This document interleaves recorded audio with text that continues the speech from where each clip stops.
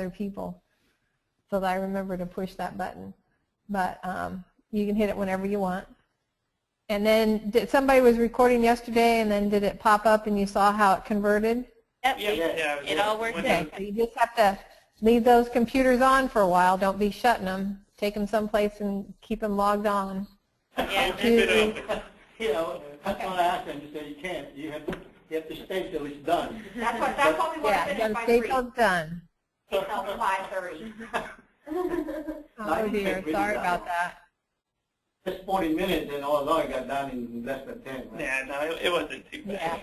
Yeah. It'll be Diane, longer today because it was a short talk yesterday. Yes, ma'am? for the survey, does that show up when they like exit out of the webinar? If for Stacy when she's telling them about the survey, is that what she should say? I have it set up so it'll do it 3 different ways actually, and I was going to ask you about that, so I'm glad you brought it up. So at the moment, the 3 choices are when they exit, in a follow-up email, and then also the same survey can go to the people who did not attend. And I changed like the emails you've been getting, and they all say from Julie. I changed all the emails, and I just did it. I waited till after those reminders went out to Casey's address because there's an automatic little thing, and I couldn't change it at the bottom of all those emails. It says so. They're an hour afterwards. The attendees get a follow-up, and then the people who didn't attend get one, and then it also pops up when they close off. And you'll see when we send it to you, you know, it's all in a spreadsheet. So if somebody answers twice, or if somebody's a primacy agency, or you don't, you know, you'll be able to slice and dice it however you want, because it'll come to you as a CSV file. I'll run the report sometime tomorrow morning. Okay, Or all right, Julie, great. or one of us will, and we'll send it to you, and it'll have all that in there. So that'll give time for people to respond to the email if they haven't. I'll also do a registration report again one last time, so that way it captures everybody who's logged on's email addresses, which is sort of a nice thing to have. So even people that are registering at the last minute will capture all those. And then there's an attendees report also that shows, you know, who attended and how long they're listening and all that stuff. So we'll send you all of those. Okay, great. And you'll just do with them whatever you want. Yeah, I just sent There's you. Julie. Hey. Yeah, hey, sorry. I just sent an attendee report. So, and I'm guessing that there will be some drop-offs for at least people in this local area, but we'll see. Maybe they'll log on from home. I know one thing that you might have already covered this. You might, you know, if you want to make sure you're not getting an email while you're doing the presentation, you might turn your email off while. Thanks for the reminder. Yeah. I mean, not that, you know, I don't need to suggest that you would be getting an email that you wouldn't want everybody to see, but if it's off, it's just a, you know, not a distraction then. The whole DC shut down because of the amount of snow? Yeah, yeah. It's they've closed the federal government. They closed the schools. They just don't want people on the roads. Essentially, it's. I think what's true is that here, and I'm sure this is true in other really large metro areas. You know, the more people that are out driving on a day like today, it just causes havoc and headaches for everybody. And you know, unless you're an emergency, if you're a medical person or a doc, you know, whatever, then they really just don't want you out there because you're likely to become an accident victim. So I think that's why they closed everything down. It's snowing very hard right now. It looks like we've got about 4 inches, which isn't, you know, that much, but I think they just don't want the headaches of people on the road. But fortunately, that doesn't stop us doing anything that we're planning to do today. So.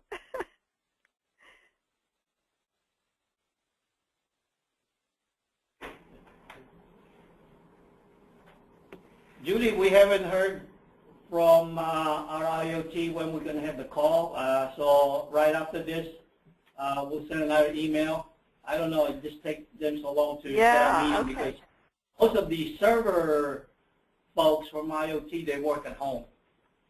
They only come to the office certain time of the. Okay, well, and they can certainly do it. I mean, whatever they want to do, they can do it from home as well.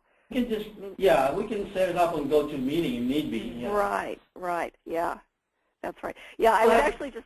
I'll talk to them again after this meeting. We'll just take, just do it, go to a meeting, so they don't have to come to the office. That's right. They don't have to come to the office. They can, yeah, exactly. And Jing Wei was saying that if they wanted to, I mean, they certainly could do it even themselves. I mean, we have all the instructions laid out, but I said to Jing Wei that I thought that that one of the reasons that you wanted us to do it is that it would kind of push them to, get a date set up. Yeah, but they won't. I doubt they would load the application in. If it does, they probably ask Wayne to do it for. They never give us the right. But they will not give us the right to the application server. So. And Julie, We reserve tomorrow's date for that meeting, but we haven't got to respond. Well, if they want to do it tomorrow, I mean, we could do it tomorrow. I'm pretty sure Jing Wei would be able to do it tomorrow if they would like to do it. Email back. Yeah, if not, okay. I would just have to do it early next week, hopefully. Okay. Actually, this is Wayne. I'll ask you a quick question. This application, once the lab submits the results, does it generate an email, or we never ask the application to generate an email to the submitter? And Wayne, I'm sorry, I know you just asked me a question. Can you repeat it? I didn't quite catch what you said. Just to know if we ever had it set up so that after the submitter submits the results, do they get an email confirming that the results went through? Or we couldn't remember how we had it set up. Or they just get it up, they just want to drink. I thought that you, I'm trying to remember. It's been a while since I've done a submission. Yeah, it's been a while. I can't remember. But doing our test, after our submission, we never received email, so maybe we didn't request that. That's fine. I just want to confirm that because, that's something, in case some state asks a question, we know how to answer it. Yeah. I think there's a confirmation on the page. Yeah, yeah, they can see it yeah. on the page. Right. Yeah, but there's no separate email generated to their office email account or whatever. So, okay, that's fine. Yeah. Okay. Yeah. Sorry, I honestly didn't. Fine for now. So basically. And Julie, just so you know, they're leaving Casey as an attendee because they wanted to have one person as an attendee before you make her an organizer, because I already did that mistake. Hey, no, that's fine. No, I'm not going to, you know what, Diana Huberlin has wisely told me not to touch any of those buttons. No, I'm not going to do that. I'm not going to do that. But anyway. Well, I'm not going to touch any of the buttons. I'm going to. Okay. Hey, my contribution today is helping get a password change. So. Okay. And Sarah, if we want to chat with somebody, like we want to bring something up or not, Al says that Sarah's our contact person. So if you notice something or you want to say something, chat with Sarah, and then she's gonna. Oh, like okay, got you. Our moderator. Right. Okay. Okay. Very good. Very good. Okay, that sounds good. So how many people do we have on now? Oh, looks like somebody already raised their hand. Paula Martinez. I don't know who is.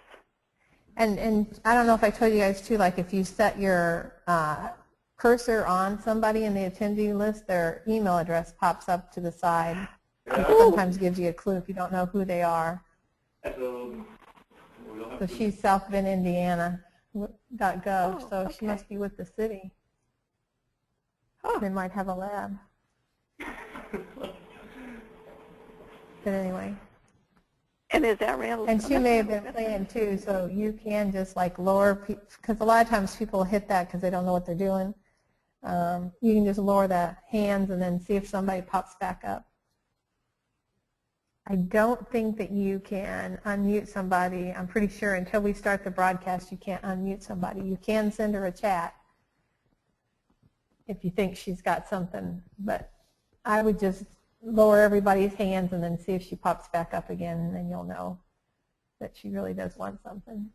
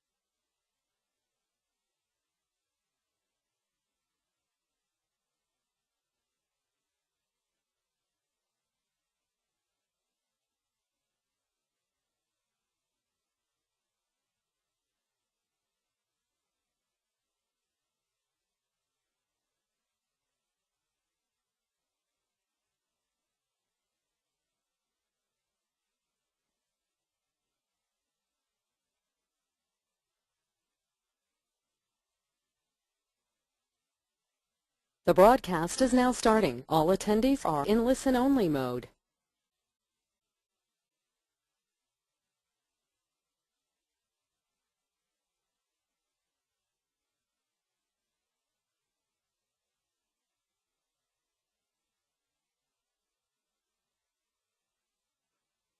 We're just waiting a couple more minutes for a few more attendees, and we'll be starting in just a minute.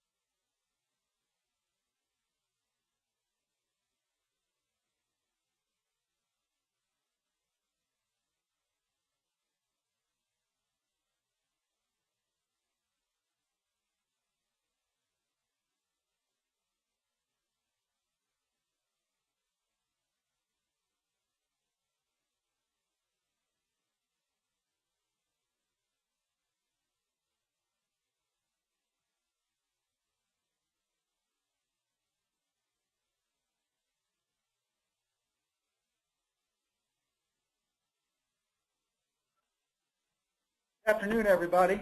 Good morning to some folks, I think, on the call also.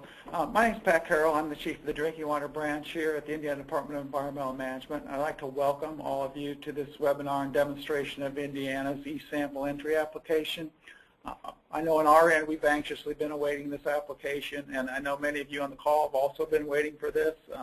For me personally, it's an exciting time. I get to move this project from something I just get to hear about and pay bills on and wait on to something that we can actually start using. So for one of the first things I wanted to do was recognize and thank some of the people that have worked very hard on this application. At SAIC, I'd like to thank Julie Bruns and Diana Heberin. EPA headquarters staff, I'd like to thank Clint Lemons for keeping this thing moving through the bureaucracies of the state, federal, and corporate arenas. The IDEM staff, I'd like to thank Wayne Wang, Stacy Jones, Matt Prater, Al Loud, Sarah Pearson, and Casey Davidson, who's been working hard on our end testing this program and working with SAIC to try to get this thing going. So we're getting pretty close, and we're ready to get this thing moving. So I'd like to lay out just a little bit the focus of the webinar and demo today. I know we have a number of people on the call, laboratories, we've got some public water systems, we've got states, we've got some EPA folks.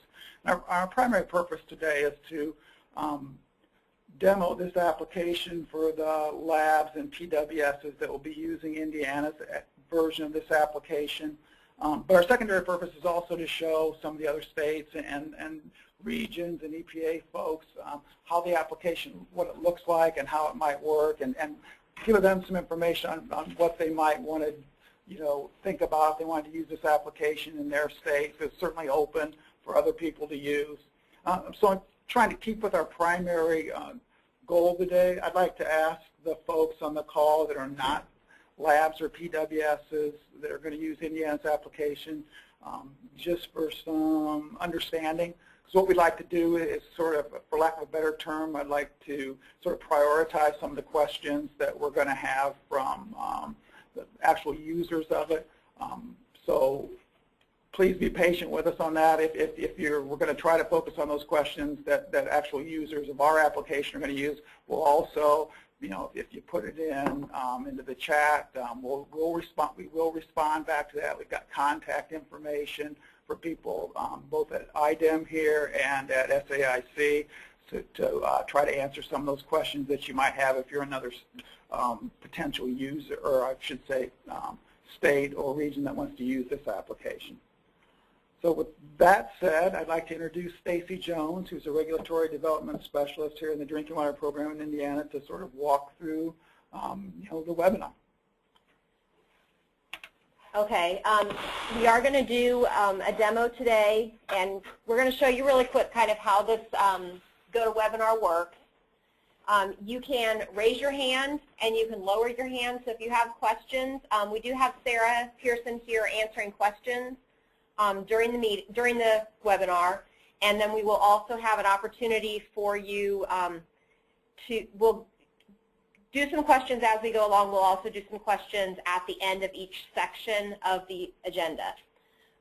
So over on the left-hand side, you can, if it shows the hand down, you can press the button to raise it. You can enter questions in the question log. And if your hand is up and you need to put it down, you would push the little button with the red hand arrow. If your hand's up for a really long time and we have no idea why your hand's up, we might put it down for you. If you have not already logged in to have audio with either through your telephone or through your computer, you need to make sure that you entered that audio pin. So, yeah, I think that's it for the general information. We go back to the agenda real quick. We're going to spend a little bit of time going through how to actually log into and enter data into the eSample entry.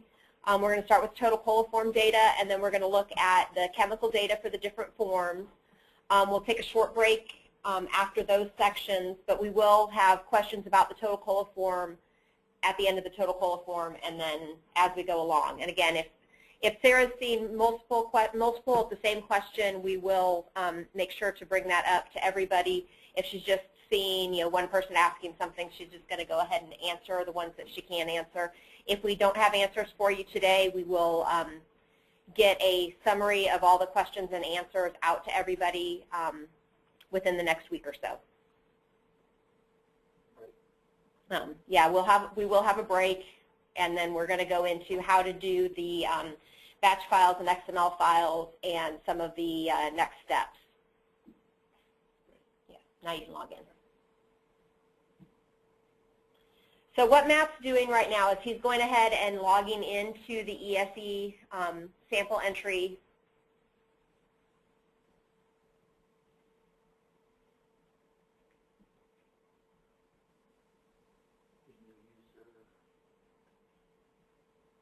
That's the one. You want to log into the other one? Yeah, log into that one.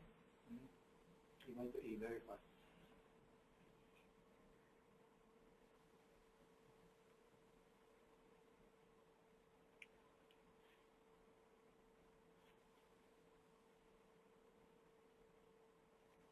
So what we have set up in here is Matt is set up as a laboratory. He actually has access to the data, to submit data for 4 laboratories, 2 chemical labs and 2 microbiological labs. And we're going to go ahead and show you entry for the microbiological first. So data input's a form, and he's going in as one of the laboratories.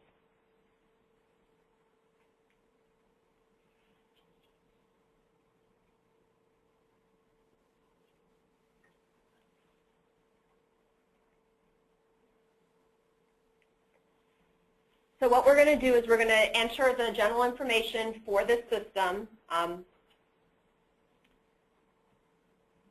Start out by entering the public water supply ID number. And the public water supply ID we're going to enter data for is Centerville Waterworks.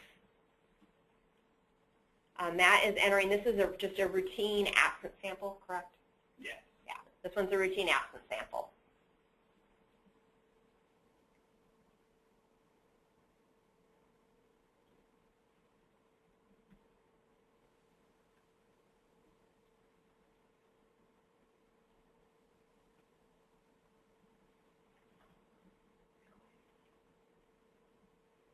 Oh yeah, anything with an asterisk is a required field.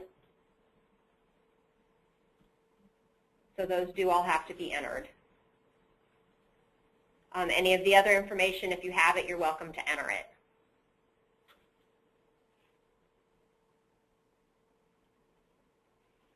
While this is saving, the basic process that's going to happen for each of the laboratories as you get into this is you will submit a user agreement to us that has information on who the users are, and that is verified by the administrator of the laboratory.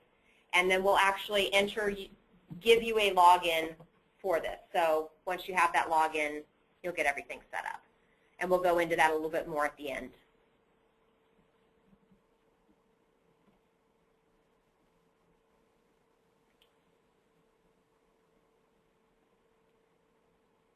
This sample is actually positive, so we have to enter the method used to determine.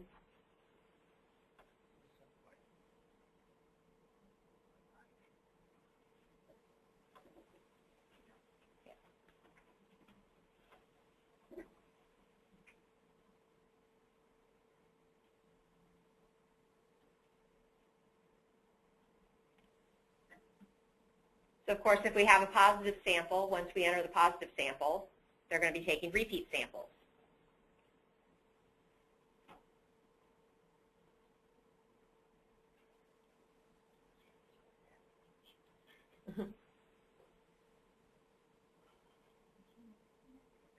So we're going to go to the tab for the repeat and groundwater rule coliform entry. So this is the tab that you would use to enter any repeat samples and also to enter any source water samples under the groundwater rule. And there is a default function, and Matt's going to show you that here in a minute. So this is where the labs, we have the lab receipt date, the lab collection date for the repeat samples. Since you're going to have 3 repeat samples here,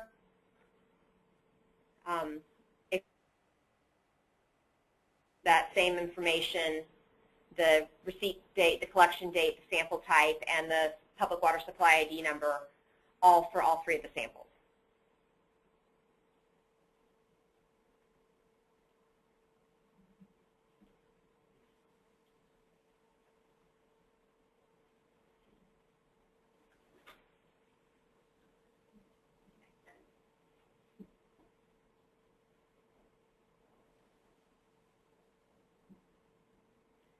Okay.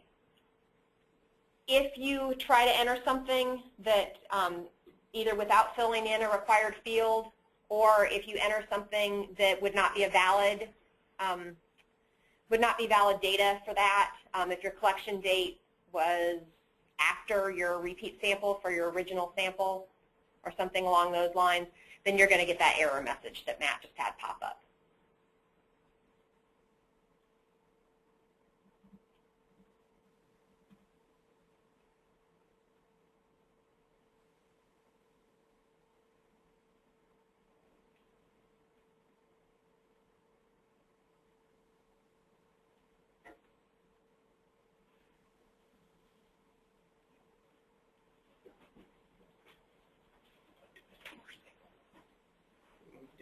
Well, you want to show. Yeah, there's your error. Lab receipt date cannot be prior to the collection date. So you notice it's up there at this. Yeah. Usually you collect them and then you get them at the lab, right?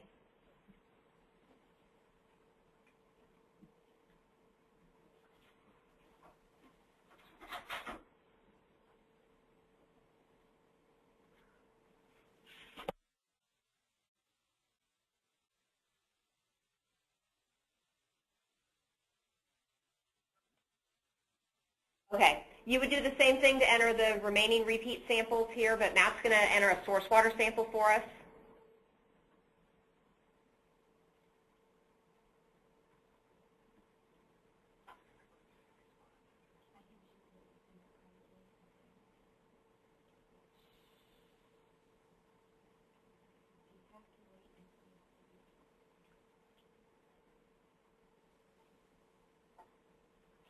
You notice there he checked that same as last sample because it's all for that same positive sample that the repeats were collected for as well.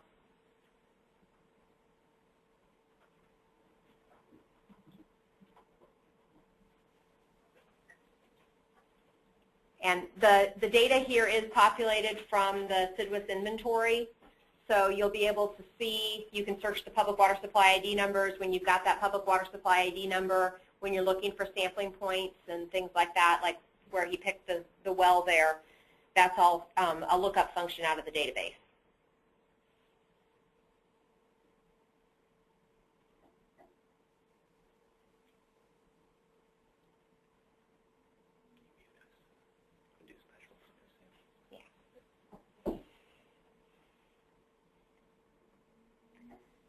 Now we're going to enter a couple of special purpose samples.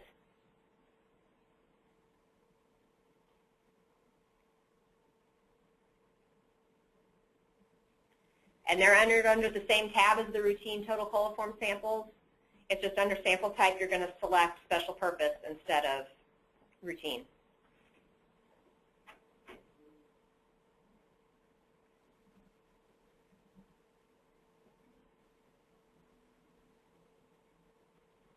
And you'll notice if you don't type the IN in front of it, it'll still find it.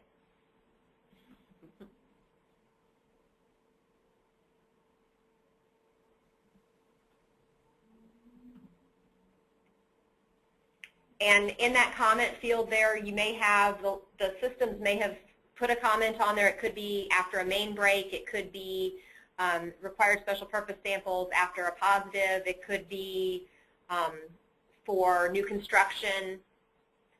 So any of that information can go in that comment field.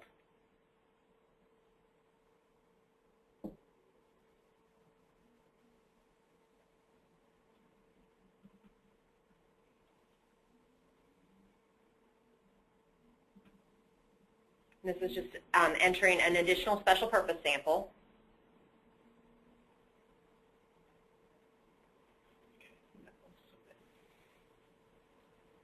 So now that we have some data entered, we're going to actually go in and do the data prepare and do the data submittal.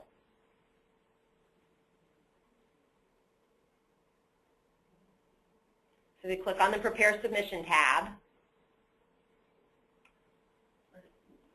And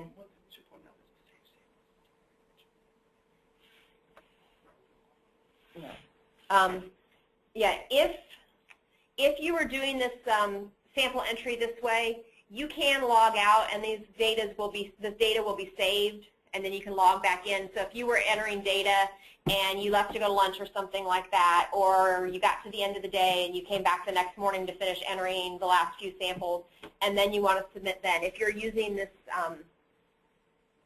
the form entry, you'll be able to just go in and, basically log out and log back in, and they'll still be there until you submit them.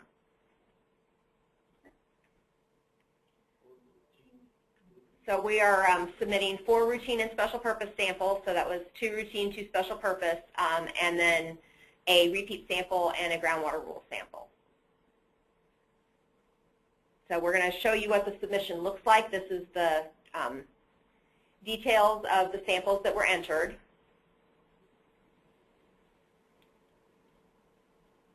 Do you want to show on one of them, kind of highlight some of the fields for them?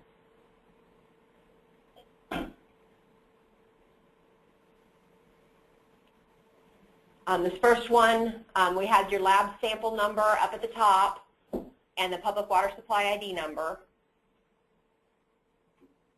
The distribution system sample for total coliform rule, routine monitoring, and we have the collection date there. So the chlorine residual was listed, and all the other general information is listed for that, and it has where the sample location was and what the analysis results were. And this is one that's data, yeah. So all that information is in there. Scroll down so we can see the analysis results. We can get our mouse back, yeah. And that one was absent, so. But that just kind of shows you what you can see. So that was the prepare submission. Once you've prepared it, you can view it, and then you can certify it. And what the certify does is you're actually logging on. This is your electronic signature. You're stating that you've read, understood, acknowledged the certification statements, and you aren't compromising the affirmation, and that you've reviewed all of the data. So you have to download the submission file to your computer, and then you sign using the e-signature. And the e-signature process is CROMERR compliant, and it is set up basically where you have to log back in again using your user credentials, and then you are going to have to answer some of your security questions.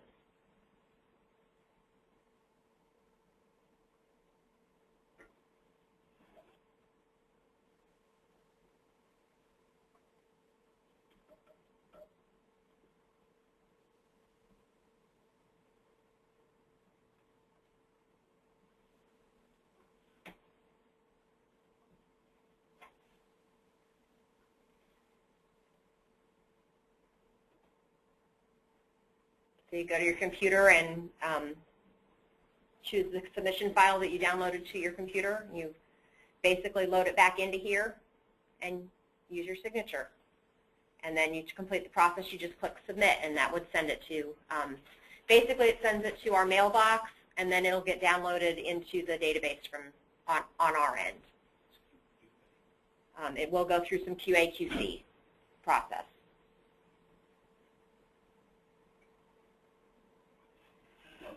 Do we have any specific questions that have come in yet, Sarah? The answers are in the chat. Okay. All of the questions that have come in so far, the answers are in the chat. So what we're going to do is we're going to log in now as a chemical lab, and we're going to show you information on the data entry screens for the chemicals.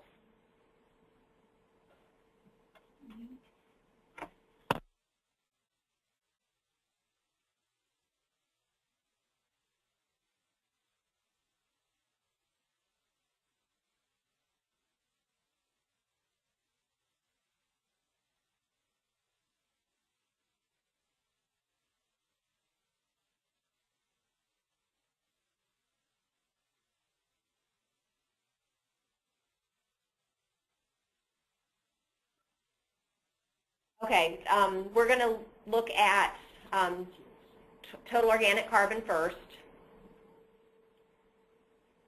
So we're in as PACE Analytical Laboratories. Oh, we're going to change it? Okay. We're going to change that. We're going to go in as an Environmental Certification Lab instead.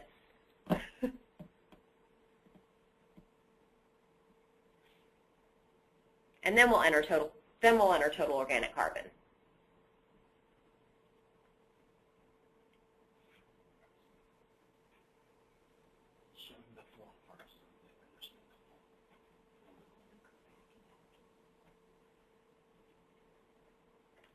Okay, the form here basically, you're going to enter the general information. If you're entering several samples that were all taken on the same day for the same system, you would use the default, but you don't necessarily have to enter the default. You can skip that first part and just enter the data below. You're going to show the samples and the results.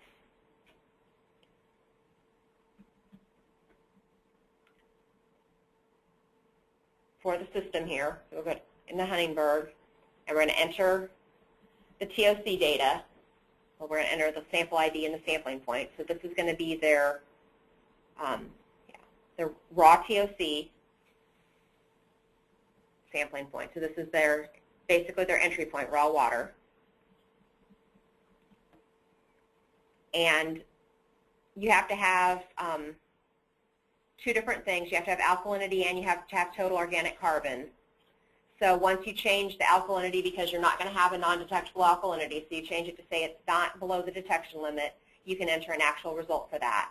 The total organic carbon, if it's below 1 milligram per liter, we can just say it's below the detection limit. If you actually had a result that was above that, you would change that below detection to no and enter the number.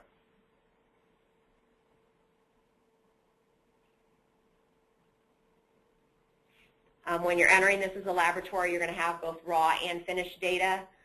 You may have run the alkalinity, or the system may have run the alkalinity. If the system ran the alkalinity and it is on your chain of custody form, you can enter it.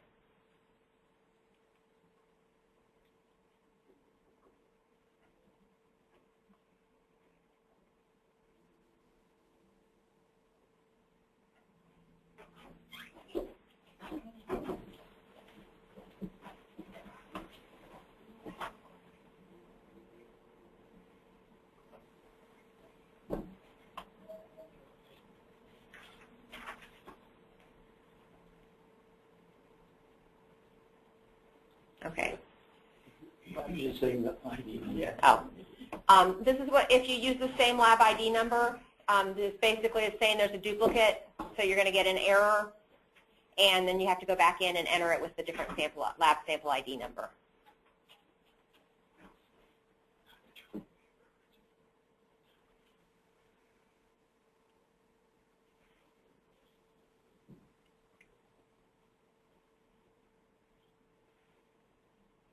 So we have, if you can see the summary down there, we've entered a raw TOC and a finished TOC. So we're going to go ahead and go back to the main form and show you the synthetic organic compound entry.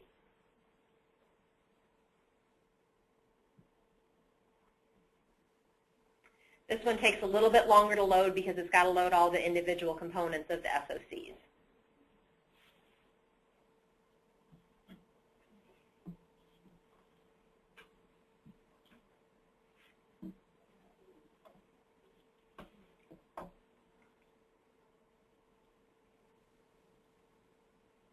It's usually easier not to go back and forth between types of samples that you're entering. If you're going to enter SOC samples, gather all the SOC samples and enter them all at the same time. So you don't have to keep going in and out of these pages.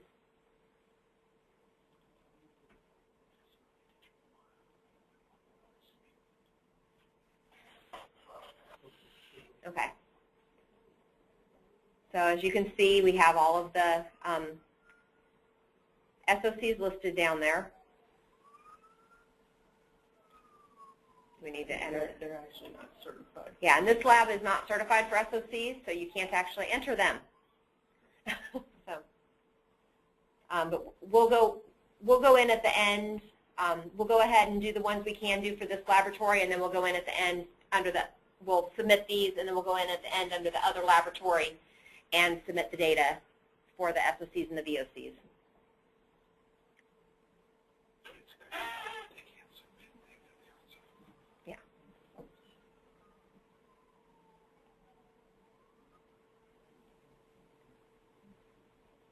So now we're going to enter nitrate data.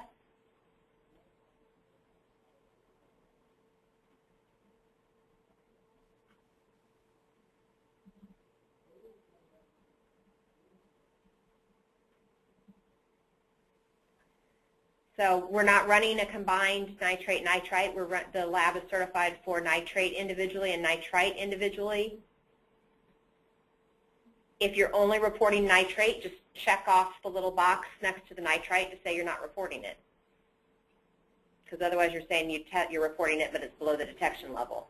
We're going to go ahead and report it and say they didn't detect it. But if you didn't have it, you could just check that little box and it would gray it out and not report it.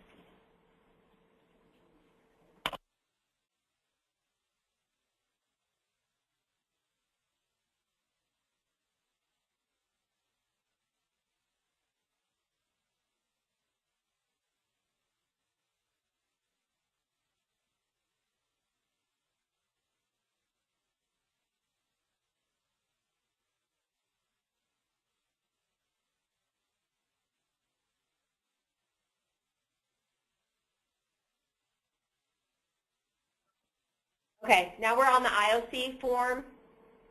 So this one we're going to go ahead and enter for the IOCs that this laboratory is certified for.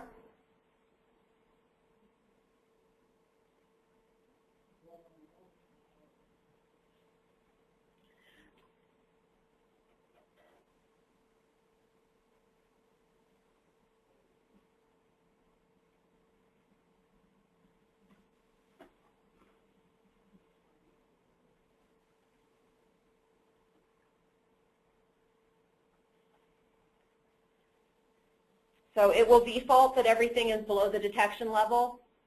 If it is not below the detection level, you're going to change that no to, that yes to a no, and then enter the actual result.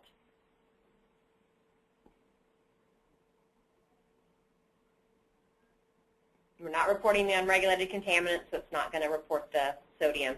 And you can just check that box and it would remove all of them. Doesn't make as much difference when there was only one box to check for sodium, but if you had with the VOCs or the SOCs, there's a lot of unregulated contaminants, so it's easier to just check the one box and get rid of all of them.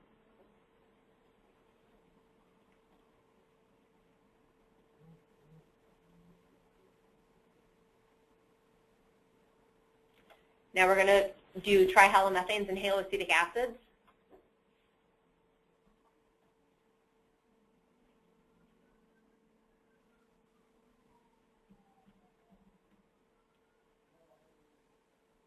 We're going to enter some data for Citizens Water in Indianapolis. We are not going to enter all of their sampling points because they have a lot of them.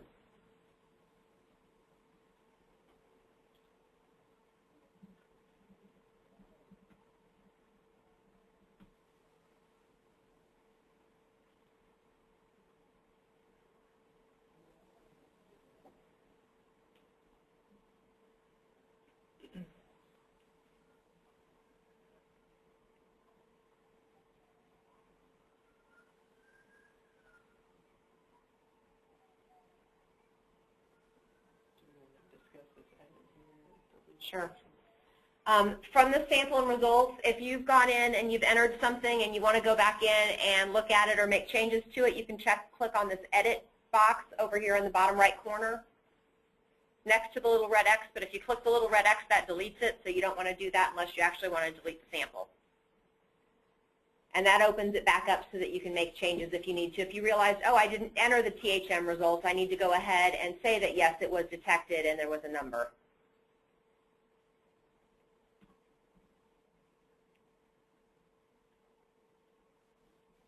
So we'll update that to enter the THM results as well.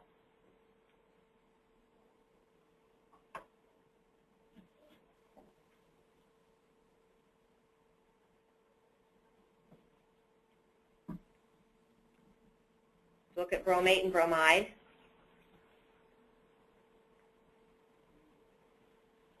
And they may not be certified. We may go back in and look at this later.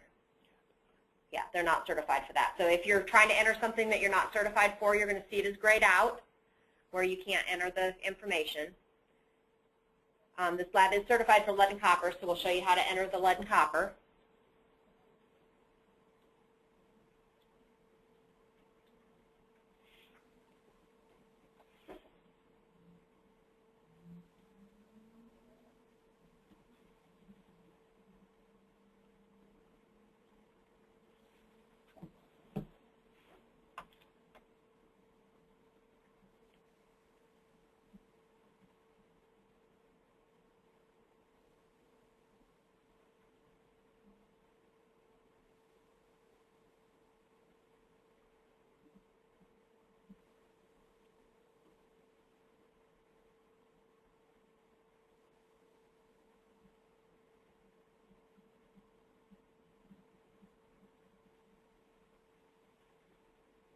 And while Matt's entering this, Matt and Casey have been collecting information from the laboratories on what your detection levels are. You're not going to see them in this, and you won't see them in the test version of the database that we'll be working off of when we do the next set of training. But when we do go live and you get to where you're starting to enter data, everything will be defaulted to the detection limits that your laboratory sent us for your lab. And if they change for any reason, you would need to contact us to change them. If you just have like one sample that you had to run a dilution on or something and you had a different detection level for that specific sample, just send us a paper copy of it.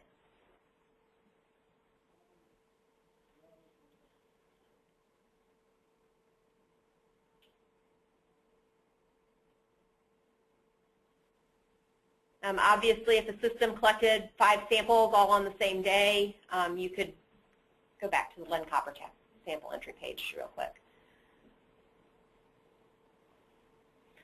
You can enter the information in the default at the top of the page, so you have the date you got them at the lab, the date that they were all sampled, all that information. You could at least get the default, so it's going to apply to all of them. And then when you get ready to go on to the next system, or samples that were collected the next day, you just clear the defaults and they'll go away.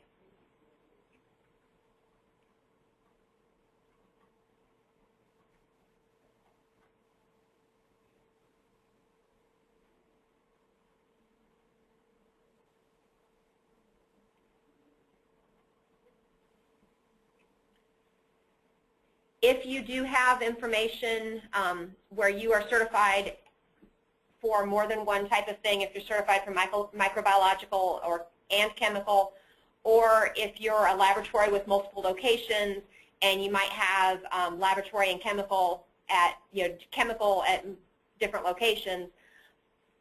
When you switch between laboratories, because you would see more than one, you do need to go ahead and prepare your submission and send that in. If you're going to, so like we said with the total coliform, you could log out and that data would stay there, but if you went in as a different laboratory, it's going to go away. So you need to go ahead and enter the total coliform samples before you start submitting nitrate results or anything like that, because you would be changing over from your microbiological laboratory to your chemistry laboratory.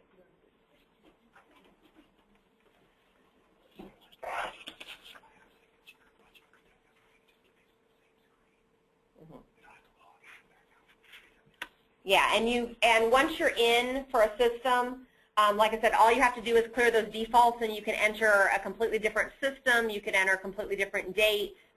If you're in the IOC screen, you could enter IOCs for 25 different systems if you wanted to. So you don't have to go in between there. So the certifying is basically the same thing that Matt did with the total coliform. So he's going to save that to his computer. He's going to electronically sign it.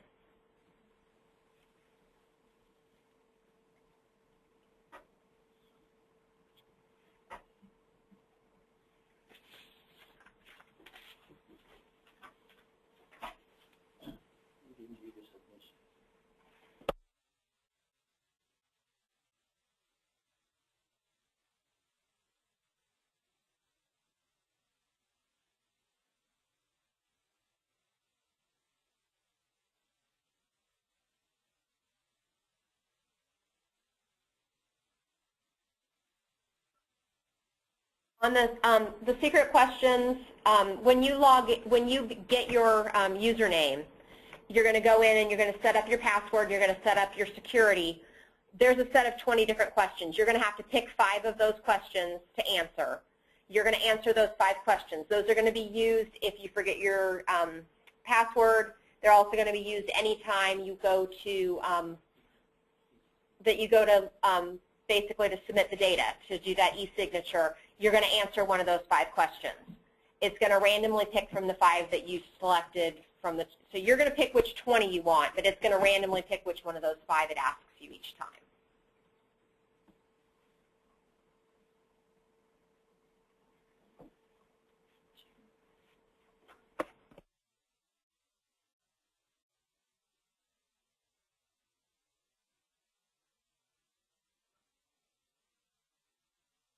We're going to submit everything as this laboratory and then show you go ahead and go in as the other chemical laboratory. So submission is successful. The batch job is deleted, so it's no longer saved in your computer screen. So we're going to create a new batch file for Pace Analytical Labs, and we're going to go in and enter some VOCs, SOCs, and bromate.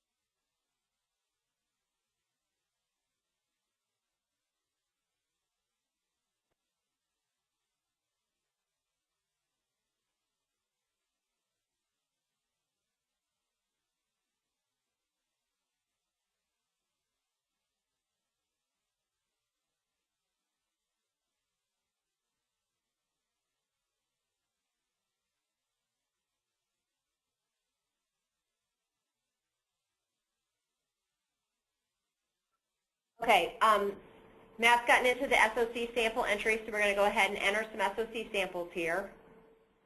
This lab also is not certified for all of the SOCs, but hey, they're certified for some of them, so we can show you how it works. You're going to see whatever contaminants your lab is certified for. If you're working with a laboratory where you might have multiple locations and some of the contaminants are run in one lab and some of them are run in another lab and they both have 2 different lab ID numbers, you're going to go in and enter under each lab ID number the part that was run by that lab.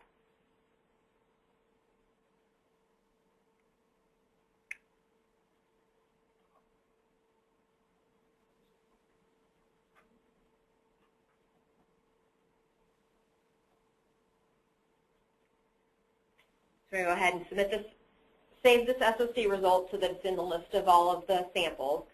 Let me see.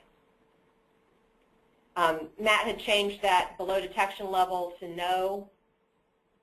Oh, carbaryl, because it's an unregulated, doesn't have a detection level, so you have to enter an actual result.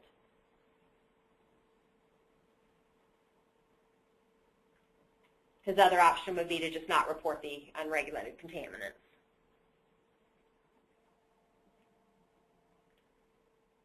So if there's a field that needs to be filled in, the QA/QCs kind of run in the background, and it's going to tell you that there's a field that needs to be fixed before you can save that result. So we're going to do the same thing with the VOCs.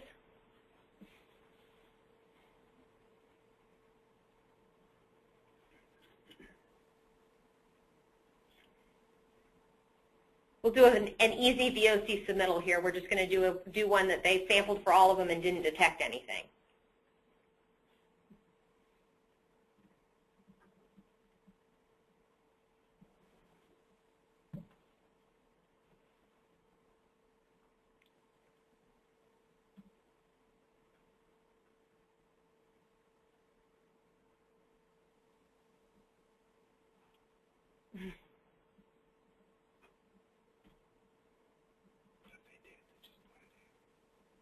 Yeah, I mean, if you detected something, you would just change the below detection to no for that one.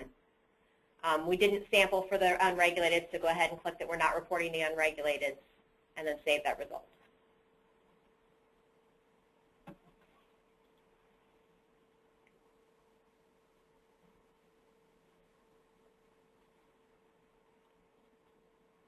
So that's actually easier than filling in the paper form, since you're all doing that manually already.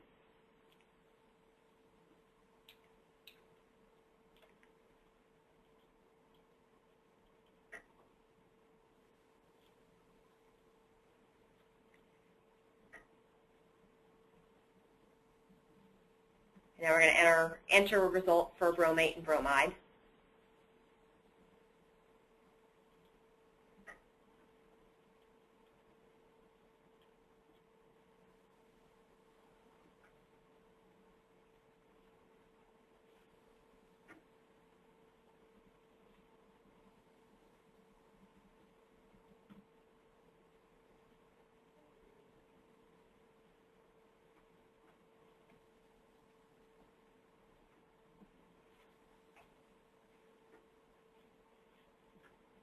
That should give you an error because it said that it was not below the detection limit and you didn't enter results.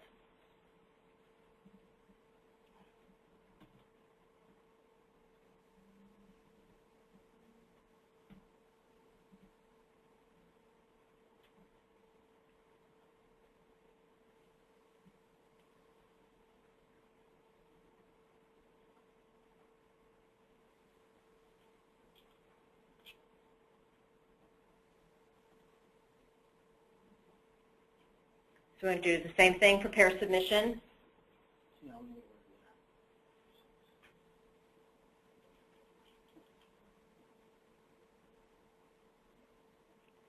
We should have one VOC, one SOC, and one bromate bromide, so we have three results. We'll prepare the submission of those 3 results.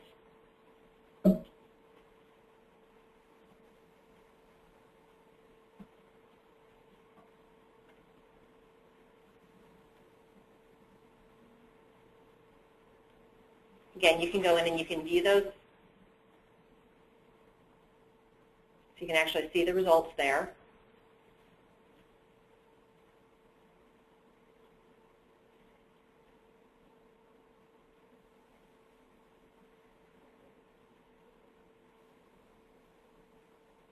Now, what I'm going to do is electronic signature again. See what question he gets this time.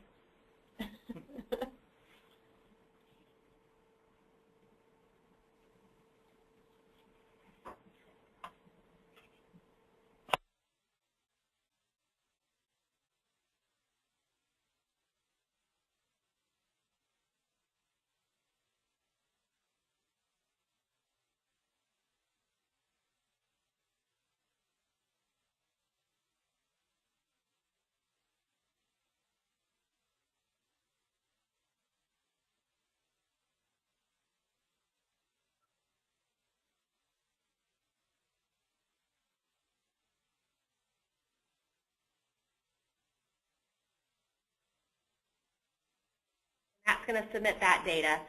We have had a question that's come up several times asking about subcontract laboratories and how you could enter that data. If you can get verification from the laboratory that you subcontract out to, that basically is going to have them certifying you as an employee of their laboratory for submitting that specific data.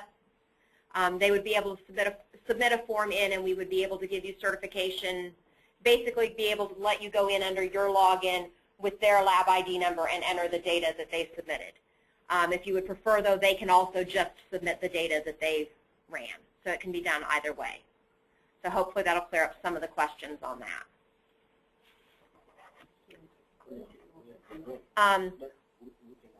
Yeah, we're going to go ahead and look through the list of questions and see if we have anything else that's come up several times. Again, as questions have been asked, Sarah's been answering those. We're going to take about a 5-minute break right now. We'll start back. Actually, let's go with like, let's see, 1:46. Let's go with 9 minutes and be back at 5 till 2. So we'll see you back then.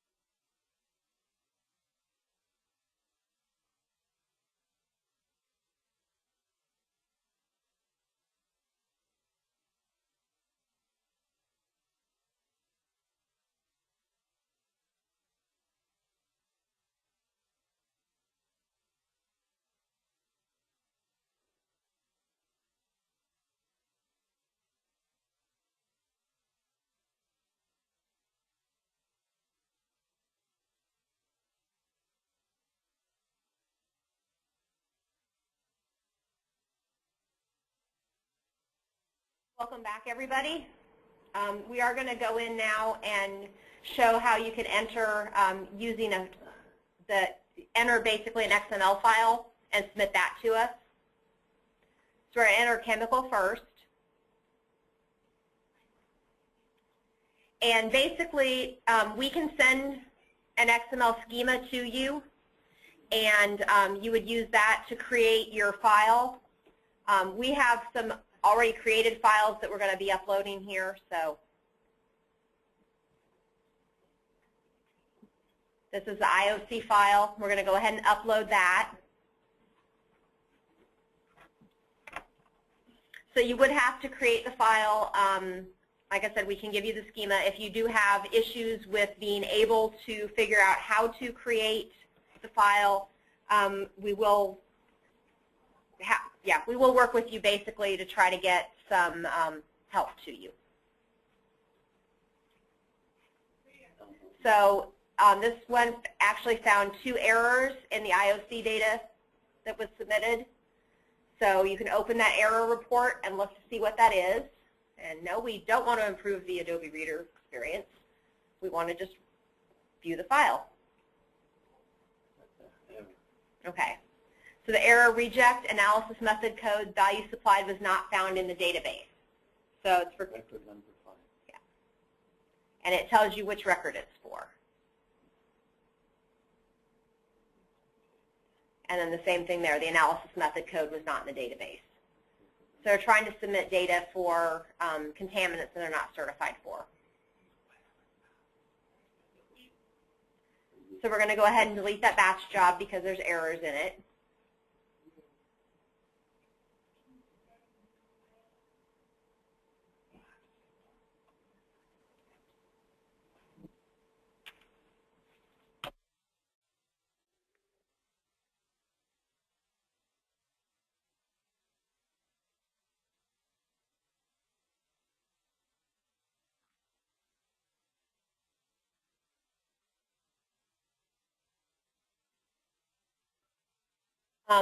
The reason that Matt went ahead and deleted that is you do have to go in and fix the XML file before it can be submitted. We can only actually receive data that does not have errors in it. But it'll tell you where the error is so you know what to go back in and fix.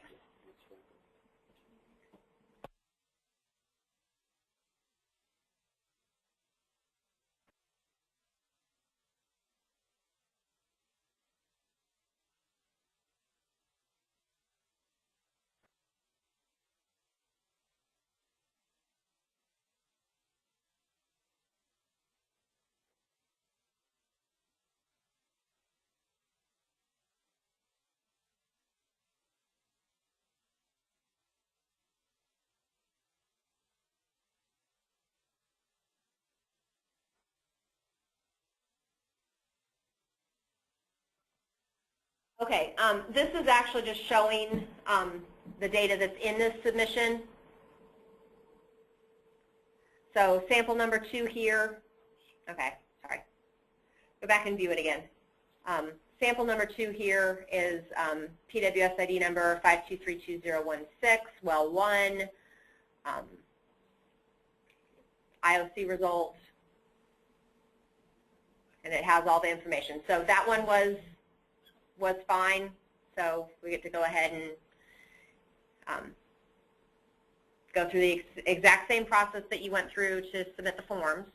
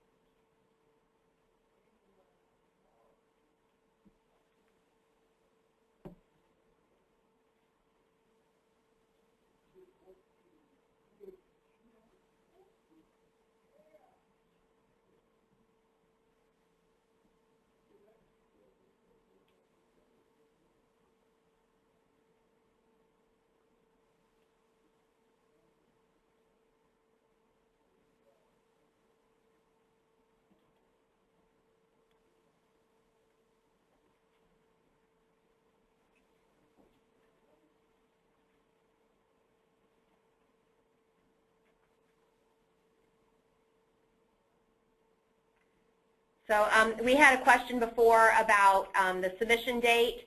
Basically, as soon as you do that signature file and click submit here, the date and time stamp from this is going to be the submission date, even if you submit it on a Friday night and we don't run anything else until Monday morning. If it goes into our database on Monday, it's still submitted on Friday when you completed the process.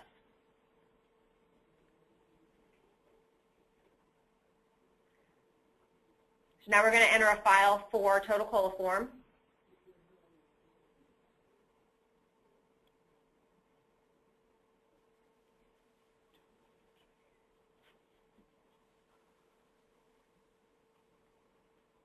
So the lab file QA, you select the actual files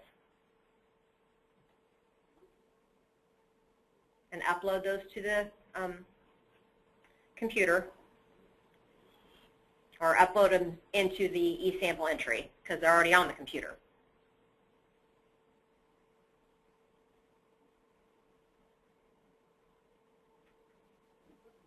You can view that submission. There's no errors.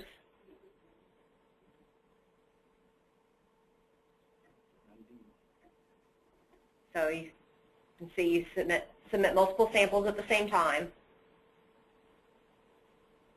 Or certify that submission. So the same process again.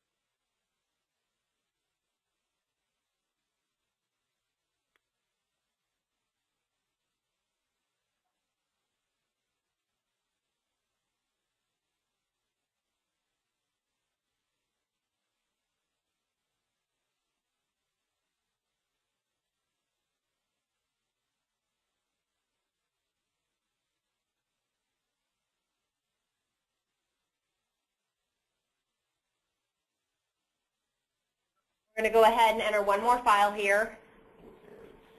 This is a total coliform submission that actually has errors in it, so you'll see what that one looks like.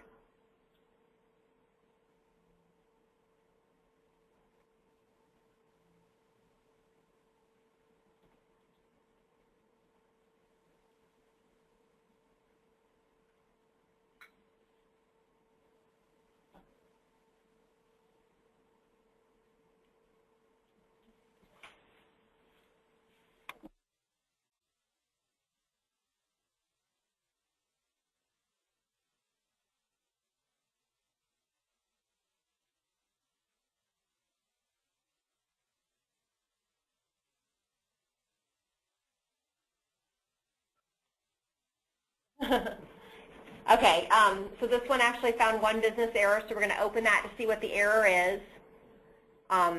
We rejected it because the analysis method code was not in the database. So they entered an analysis that they're not certified for. So basically what you would do then is you would delete that, you go back into your XML file and correct the error, and then once you've corrected the error, you can save that file, and then you can reload that into the eSample entry. We're going to take just a minute here to look at the questions and see if there's any specific questions we need to answer, and then we're going to talk about some of the next steps and what's going to happen next.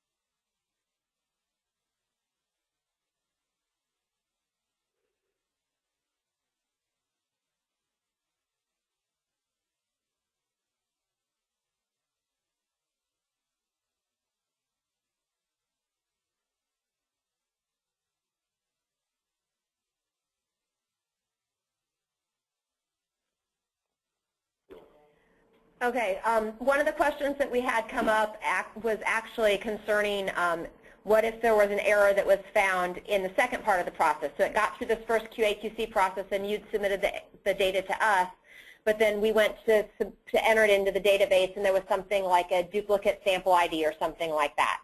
If something can't enter because of that information and it can't go into the CDWS database, then we here at IDEM will contact the laboratory to get the correct information for that.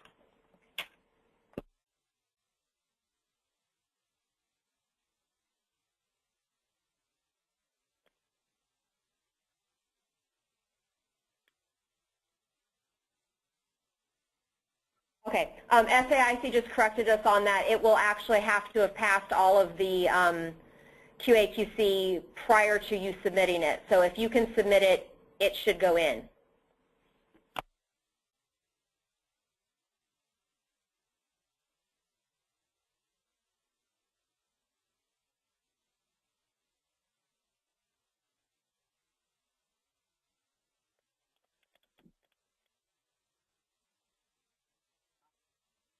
Okay, we're going to talk about a couple different things here. We're going to go into eVerify and show you what we see when we search and view submissions, and then we're going to talk about what's next for the certified labs.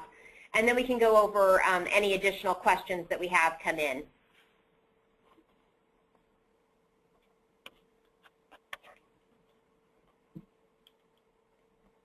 So that's just logging into the eSE-Verify here, which is a different screen. Is going to search the submissions.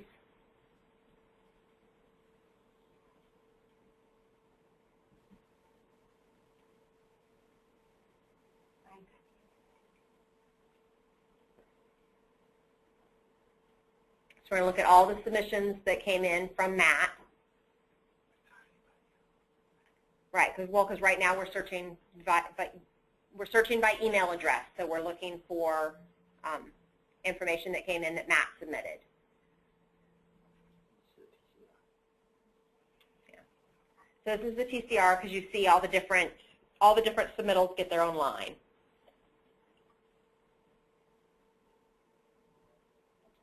So we can view the submission, we can download the submission. So when we download the submission, it puts the XML data basically onto our computer so that we can upload it into CDWS. And then we can also, and you can do this also, download the receipt. So if we open that receipt, this is going to tell when and the information that was in there. So at March 5th at 2:02 p.m. Eastern Standard Time is the submission time, and that's the submission time that's going to show up as the state submittal.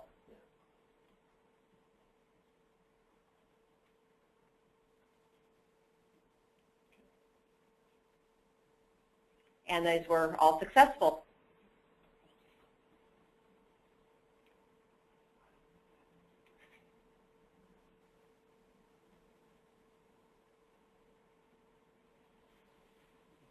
So basically do we want to look at anything else in these? No, okay. Yeah. So, and then he's obviously submitted stuff before today because you can see there's one from February 10th. So you can go back and see any of that. Basically what the next steps are going to be, we should hopefully within the next 2 weeks have the test database downloaded onto our server. Right now we're showing you information that's actually in a database that's on SAIC's server. We'll get a test version of the database onto our server, and at that point in time we will start notifying laboratories that want to come in and use some of their own data and go ahead and do some form entry. And we're also going to be doing some entry here to make sure that we can't basically overwhelm the database. So we're going to do that in a test environment, and when the labs come in and do that entry basically, which is kind of a hands-on training because we'll be there to ask questions too and things like that on how to use it. You'll also have the opportunity at that time to fill out your ESE agreement and get your username set up basically so that you'll be able to get into the test environment, and then as soon as we've got everything tested, we'll go live in a production environment. When the production environment's there, then we will notify everybody that you can start submitting data. We're hoping that that will be within 2 months, so probably late April, early May. At least at this point, those are the timelines that we're looking at. Do we have any specific questions that we want to bring up to everybody? Or do we want to open if people want to ask questions? Yes, we will submit, yeah. It was asked if it was possible to get a copy of the questions, and yes, we will be, basically we will be saving all of the questions that were submitted once the webinar is over, and then we're going to go through all of those and kind of group them by category, and so we'll have the questions and the answers, and we will send those out within the next 2 weeks to everybody who registered for the webinar.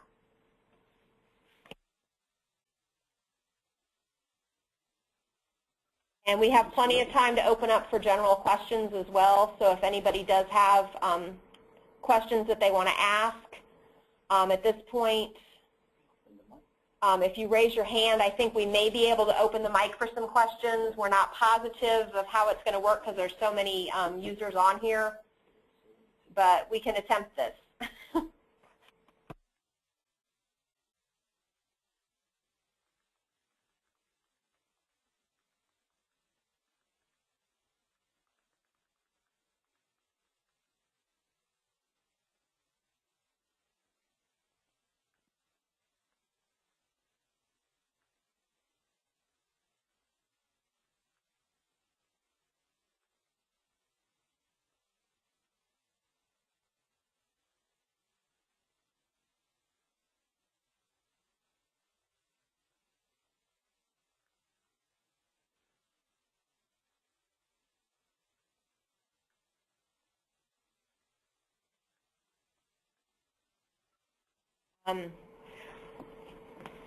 Does anybody want to ask questions? If you want to ask a question, raise your hand. Otherwise, if you're just going to type a question, that's fine as well. We just want to make sure that we're getting all the questions that people have answered.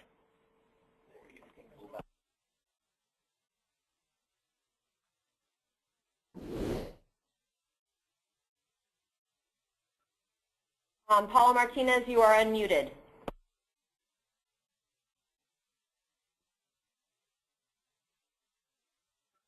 You can ask your question now.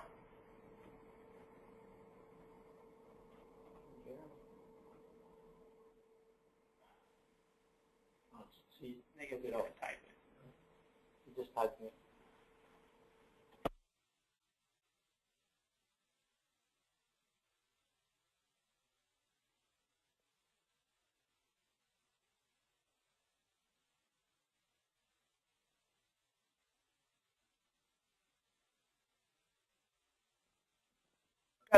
We got the question of whether we ever envision a date in the future when only electronic submittals will be accepted. We don't have any specific date in mind, but sure, we envision a date in the future where only electronic submittals would be allowed. But that would be with some caveats to it that we certainly understand there'd be certain special circumstances where people couldn't do that. But generally, I think that's where Indiana's headed. Is requiring electronic submittals, but to say that's going to happen in the next month, 6 months, or 2 years, there's no specific date on it. But we certainly are headed that direction, and certainly, as I said, there'd be an allowance for people to have an out for special circumstances.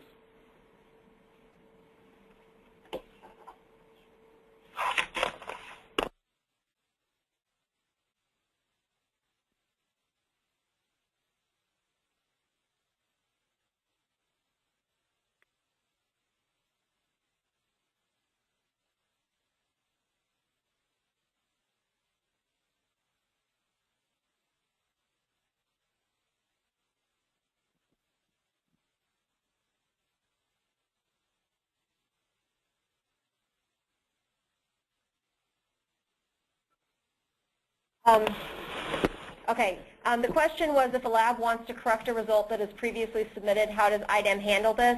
If you want to correct a result that's been previously submitted, contact us. We will probably have you send us something in writing, which can be through email, so that we have basically data of record to show that you requested the change rather than us just changing it. But we can make those changes if we have that information from you. And then, yeah.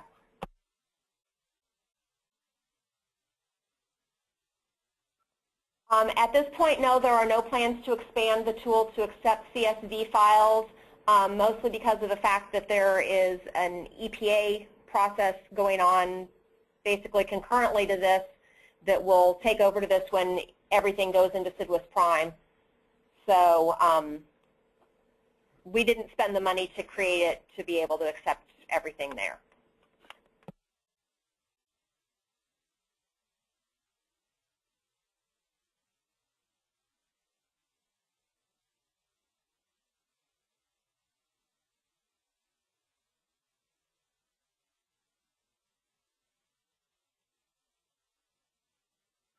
If there are other states out there that are interested in the application, they can contact us for a little bit more information, or they can contact SAIC directly, and they can help you do whatever you would need to do to be able to use it in your own state.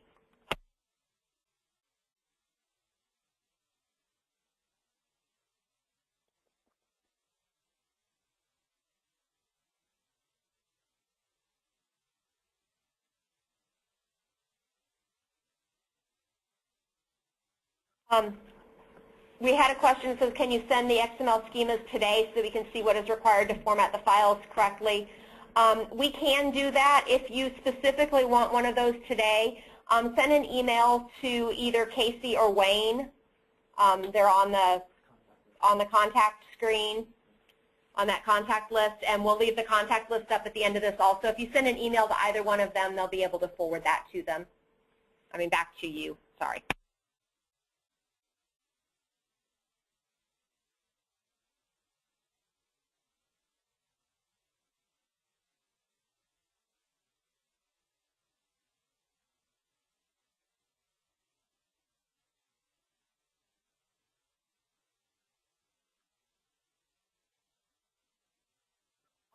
Are there, and you can type this into the question box if you want, if there are any screens that you want us to go back to that you want to see more information on, we can go back to any of those. In addition to that, when you do close out of this, you will be receiving a survey. Please go ahead and answer the questions in the survey for us. It basically has to do with how you might use this.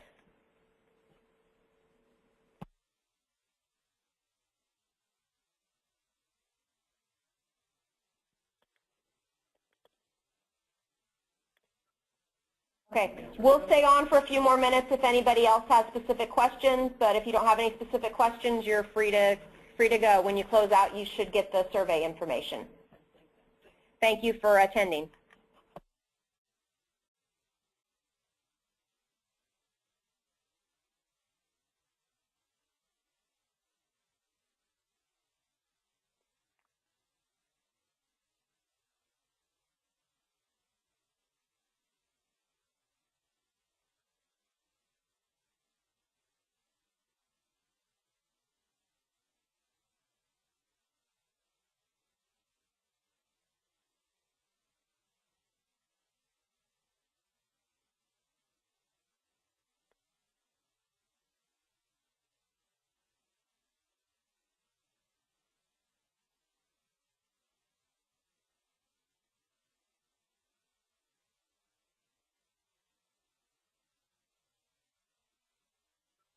Somebody asked us to go back to the chemical entry form, so we're going back to the chemical entry form.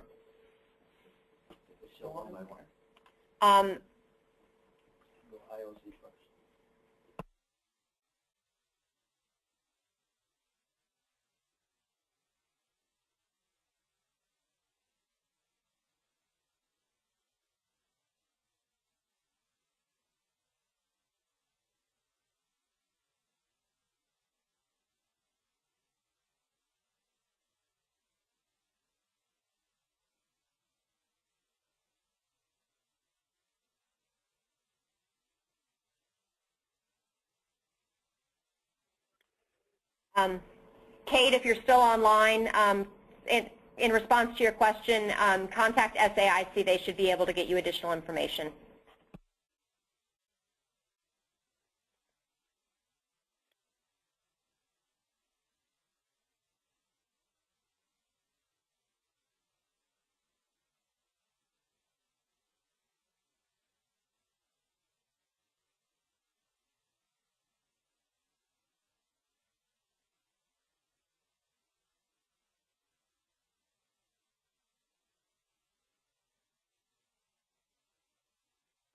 Yeah, this is the typical general format for chemical.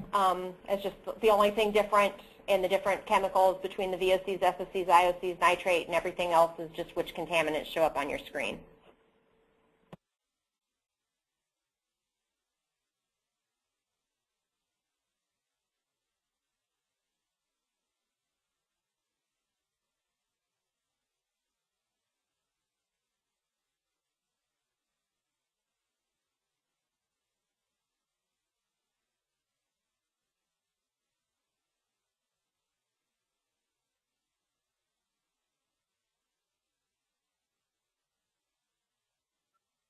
We had a group of people ask us to redo the THM and HAA, the DBP sample entry, so we're going to go back to the DBP sample entry and show how that works.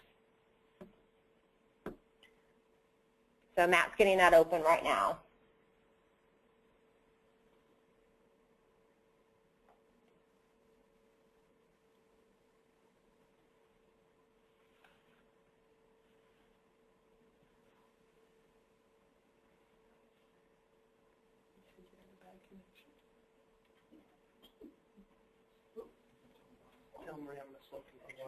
We're working on the application is being worked on for speed. Yeah, the application is being worked on for speed.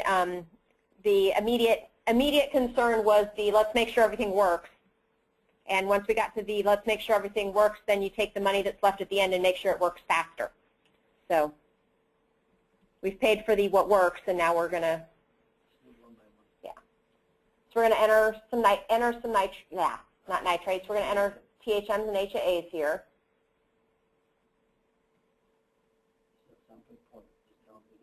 And you go to the sampling points and you select the sampling points. Again, this is just like Indianapolis. Fort Wayne has a lot of sampling points. So, but you would pick all of those. For the majority of the systems that you're actually going to be doing entry for, you're probably only going to have 2 sites. You're going to have your THM1 and your HAA1, and you would just enter the data for those 2 sites.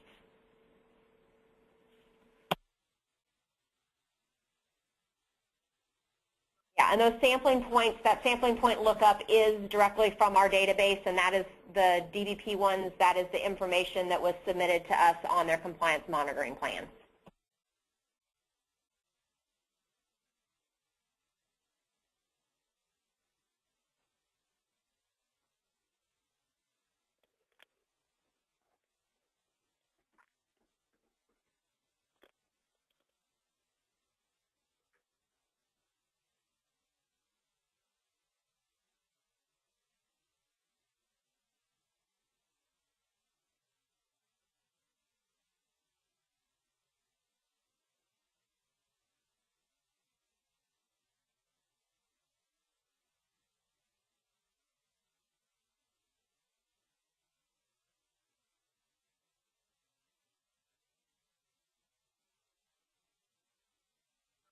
And now we're just going to enter from a different sampling point. Oh, you want to keep the same system? Yeah, go ahead and keep the same system.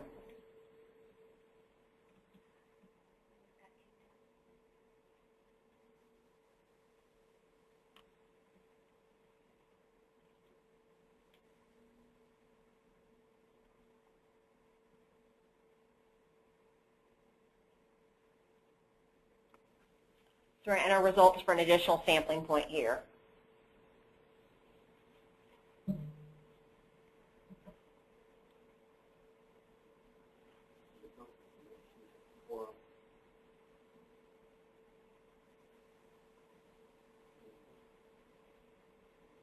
So there's 2 results for each one. There's a THM and an HAA result for each sample site. So go ahead and go back. and prepare their submission so we can look at it.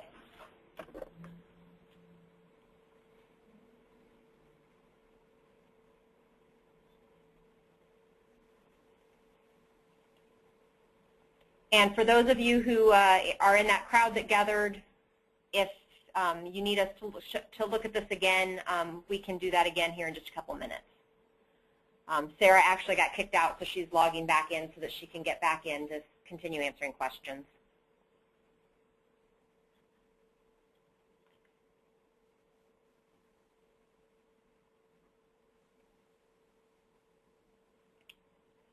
I did have a question come in earlier today. Phil Zillinger had contacted me asking a question as to where the labs can find out those analyte codes. The easiest place to find the analyte codes for the laboratories is to go into Drinking Water Watch. To get to Drinking Water Watch, you can go to our website, which is www.in.gov/IDEM. or www.idem.in.gov. Both places will take you. Both will take you to the same place. In the top right corner of the screen, there's a bunch of online services. Click on Safe Drinking Water Information Search, and that'll take you to Drinking Water Watch.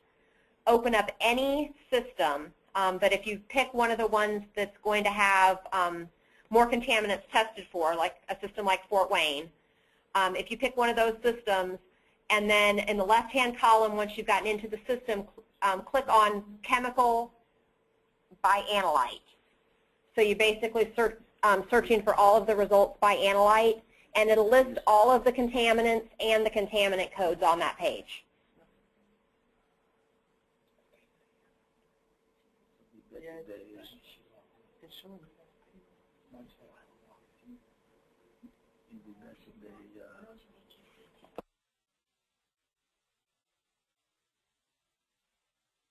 Yeah, and it may be beneficial to all of you to go ahead and add Drinking Water Watch to your list of favorites if you have not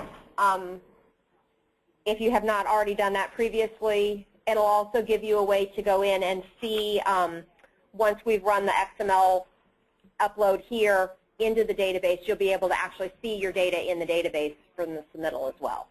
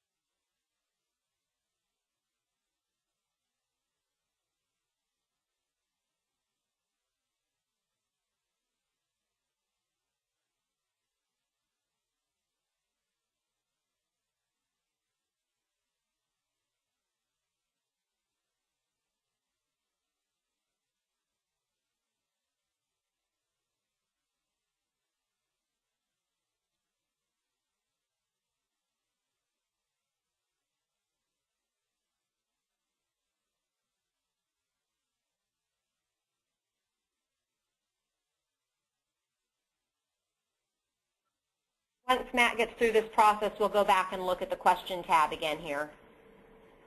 You'll have to answer the question. Okay. Okay.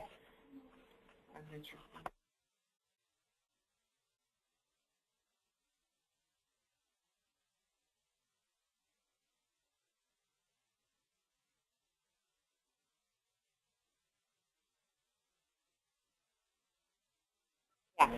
We don't have training materials for the SAIC information at this time, but as far as creating the XML schemas, we don't have training materials specifically for that at this point, but we will do what we can to help you with that information. Thanks.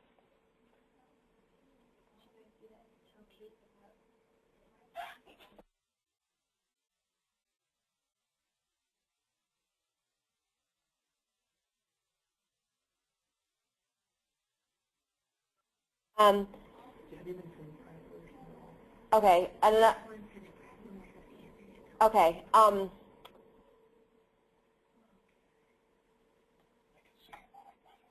There was additional question that had come in from Kate about the THM and HAAs. And for the THMs and HAAs, we had requested specifically that it just give us that they just submit the totals, which is the total trihalomethanes and the HAA5, but it can be modified to enter the individual results as well. So that's something that SAIC could personalize for a different state.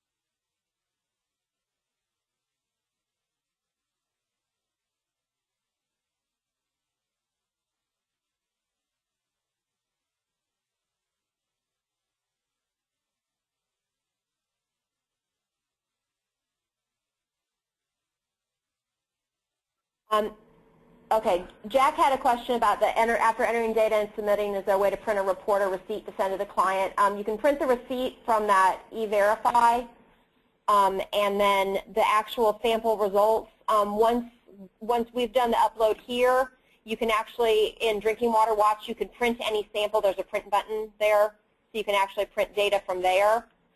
You can also print the summary page from your actual submittal.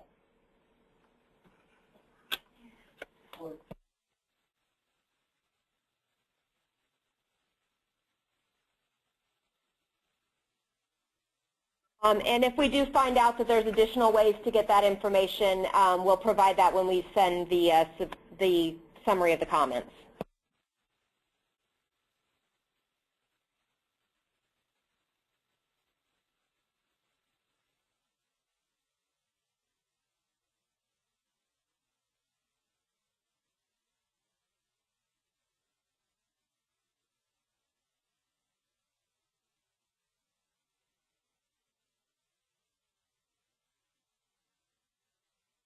Yeah, the XML file there with the sample information, you could print that as well for submitting to the system.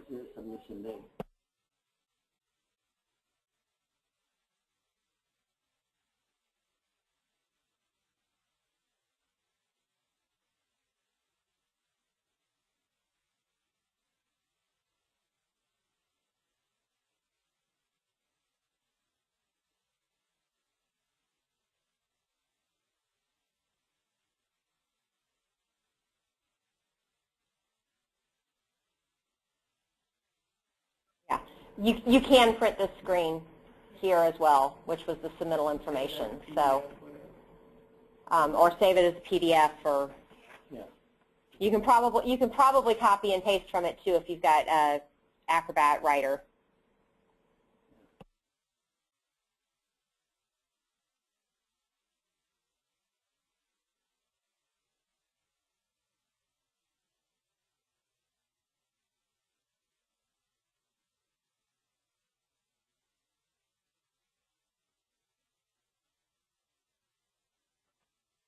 Does anybody have any other questions? If you have questions, submit them.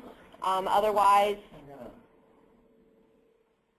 okay, Mark's question had to do with secondary data review prior to submission, and that's something we will check with SAIC on whether there's a process for that or not, and we'll get back with you on that answer.